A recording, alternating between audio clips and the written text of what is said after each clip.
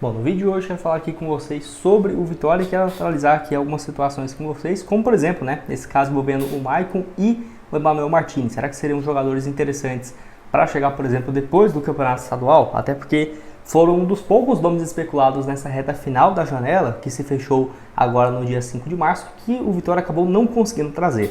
Mas como não são nomes que estavam no exterior, igual o Jean Mota e tudo mais, que acabou chegando, porque ele só tinha esse prazo até realmente nessa partida, que no caso seria até o dia 5, né? Então, se tivesse chegado antes, tudo bem, mas depois não pode jogadores que estavam no exterior. Porém, esses dois estavam aqui no Brasil, ainda estão registrados e tudo mais no campeonato estadual, então podem chegar até em abril, antes do início da Série A. Vou comentar aqui sobre cada uma dessas situações com vocês e também de algumas voltas no departamento médico do Vitória. Eu quero falar sobre 3 jogadores que podem estar voltando até o início do Campeonato Brasileiro. Só antes de começarmos, aproveite aqui para deixar seu like e também se inscrever no nosso canal.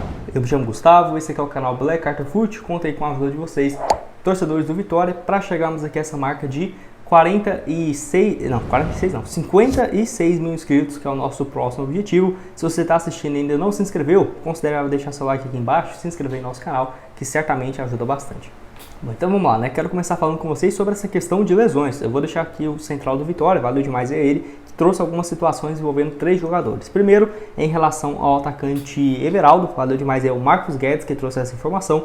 Tá aqui, ó. O atacante Everaldo permanece sem data de retorno aos gramados, provavelmente só retornará no Brasileirão. O atleta precisará de pelo menos 20 dias para cicatrizar a lesão, para depois iniciar sua transição. Então, em 20 dias já vamos estar na reta final do estadual e aí até ter condições de jogo realmente já seria para o Campeonato Brasileiro. E eu vou deixar também essa outra informação aqui, ó, mais interessante, também do Marcos Guedes, valeu, o central do Vitória, que está aqui, ó.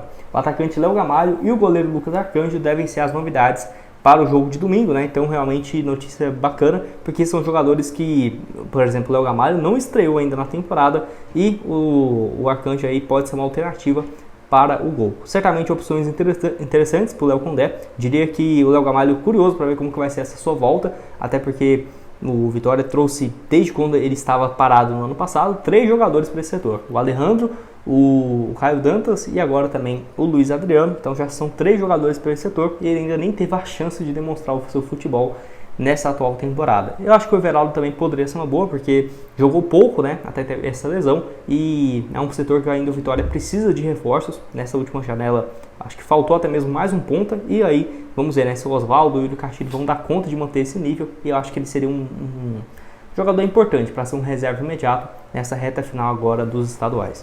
Bom, vamos falar então agora com vocês sobre o zagueiro Maicon, Vou deixar aqui algumas matérias falando sobre o jogador que foi vinculado ao Vitória nesses últimos dias, Que até foi a janela de transferências se encerrar. O zagueiro vinha sendo especulado então, 35 anos de idade, tem contrato com o Vasco até o final da temporada, e apesar de não ser um jogador que vai jogar todos os jogos, vai entrar em todas as partidas, tem um papel importante por ser um jogador experiente e que o Vasco não está a fim de liberá-lo se não houver uma compensação financeira. Se fosse pelo Maicon, ele já estaria no Vitória, porque ele teria um espaço muito maior de jogar, por exemplo, a primeira divisão como titular do que teria, por exemplo, na equipe Cruz Maltina, Pelo Vasco, então, foram 16 partidas no ano passado, ele chegou em julho, jogou 16 jogos na Série A, até que ok, e 2 assistências. Nesse ano foram apenas 3 jogos disputados, mostrando claramente que ele é um reserva, na posição. Tem contrato até o final do ano, o Vasco não está muito afim de liberar o jogador. Que tem tempo que o Maicon não joga com frequência, Até que jogou bem pelo Santos no final de 2022, naquela ocasião foram 28 jogos disputados, 2 assistências também. 2023 somando o Campeonato Paulista e até o meio do ano, pelo Santos, havia disputado apenas 14 jogos antes de se transferir para o Vasco. Eu vejo que seria uma alternativa interessante que o Vitória busca para ser um zagueiro pelo lado direito, até porque trouxe o Zapata, que até agora não conseguiu vingar, teve alguns problemas físicos, não ficaria surpreso se ele deixasse o clube, por exemplo, e aí, pelo lado esquerdo, obviamente, já tendo o Wagner Leonardo, Então, vejo que uma dupla seria bacana, Maicon e Wagner Leonardo, um pela esquerda, outro pela direita, já está bem aí experiente com 35 anos, mas fisicamente muito bem, não é um atleta que acima do peso, vai dar trabalho no vestiário. Não, muito pelo contrário, acho que essa questão da experiência dele ajudaria bastante. Jogador que jogou muitos anos lá no Porto do futebol português, passou bem também no São Paulo em 2016 e 2017, jogou também um tempo lá no Al Nassr da Arábia Saudita, foram 3 anos, e 2 anos no Galatasaray, Deixa a sua opinião aqui embaixo. Valeria esse investimento por parte do Vitória, vendo que vai ter essa necessidade de buscar mais um jogador para a zaga, e aí, por exemplo, o Vasco pediu R$1 milhão, por exemplo. Você acha que compensaria fazer esse pagamento e trazer o jogador já no mês que vem, em abril, para essa preparação para a Série A? Deixa a sua opinião aqui embaixo nos comentários. E para terminar aqui com vocês, quero falar sobre ele, né? O Emmanuel Martinez, que eu diria que de todos os nomes que foram especulados nessa atual janela pelo Vitória, esse foi o mais difícil, né? Por quê? Porque o Vitória então tentou um empréstimo com uma opção de compra junto ao Emmanuel Martinez, que assim, o América ainda está num pé de ferro, vamos dizer assim, com o jogador, porque ele não desde o início do ano, né, ele, seu empresário, tem deixado claro que gostaria de ser transferido por conta de jogar a Série B e de desvalorizar o jogador, né, que fez uma ótima Série A no ano passado. Inclusive o América recebeu ótimas propostas que foram do Cruzeiro e uma compensação financeira pelo empréstimo do São Paulo com opção de compra, e acabou recusando todas no início da temporada, entre os meses de janeiro ao mês de fevereiro. Então assim, o Vitória foi esperto, na minha opinião, de tentar, nesses últimos momentos ali, uma contratação, porque seria um jogador ali que chegaria para agregar bastante. Ele nesse ano não estreou, teve alguns problemas físicos, sim, mas foi muito mais também por conta dessa questão dele querer se transferir para outro time. Não é à toa que ele nem foi registrado no Campeonato Mineiro, mas ainda pode se mudar de time, né? Por exemplo, em abril agora, quando reabre a janela de jogadores que atuaram no estadual ou que estão inscritos, né, com o time brasileiro no bid da CBF. Então o Emmanuel Martinez ainda assim poderia ser contratado.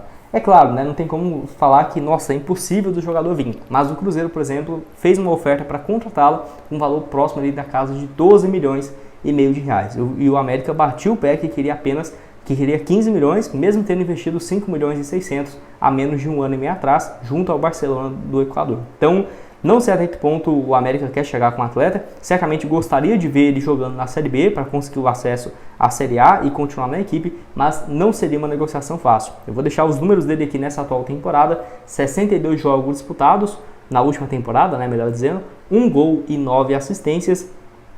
Foi o líder de desarmes do América no Campeonato Brasileiro. Se eu não estiver enganado, acho que foi 160 desarmes somente na competição. Foi muito importante no meio de campo do América. Ele que é canhoto, pode jogar tanto como ele é canhoto e destro, é muito interessante isso. Pode jogar como meio ofensivo e ponta esquerda. Só que no América, nesse último ano, ele jogou como se fosse um segundo volante, um atleta com mais liberdade no meio de campo. Não foi bem um camisa 10, um meia de criação que ele era, por exemplo, no Barcelona do Equador, que nas temporadas de 2019 a 2022, no futebol do Equador, ele havia marcado então nesse período, né, no total, 34 gols e ainda contribuiu com outras 24 assistências. Foi um desempenho sensacional do ponto de vista ofensivo, e no América só marcou um gol, mas ainda assim contribuiu com 9 passes, deixando claro, né, esse destaque, por exemplo, de enfiada de bola, de marcação e criação de jogadas, que foi muito importante no América, e também junto com o Mastriani, né, que fez uma boa dupla de ataque. Pode deixar a sua opinião aqui embaixo então nos comentários. O que você acha do jogador? Você gosta, não gosta? Você acha que compensaria o Vitória tirar esse dinheiro do bolso, né? Por exemplo, vai pagar 6 milhões agora e daqui um ano, por exemplo, mais 7 milhões para ser um valor próximo daquilo que o América gostaria, ou você acha que não compensa? Lembrando que ele pode chegar para jogar tanto como um meio ofensivo quanto um volante. Quem sabe fazer uma dupla com o Caio Vinícius, com o William Oliveira, enfim, vai depender bastante, e deixa a sua opinião aqui embaixo. Outras sugestões de conteúdos do Vitória vão estar aparecendo aqui na tela final, e nos vemos então aí numa próxima. Valeu!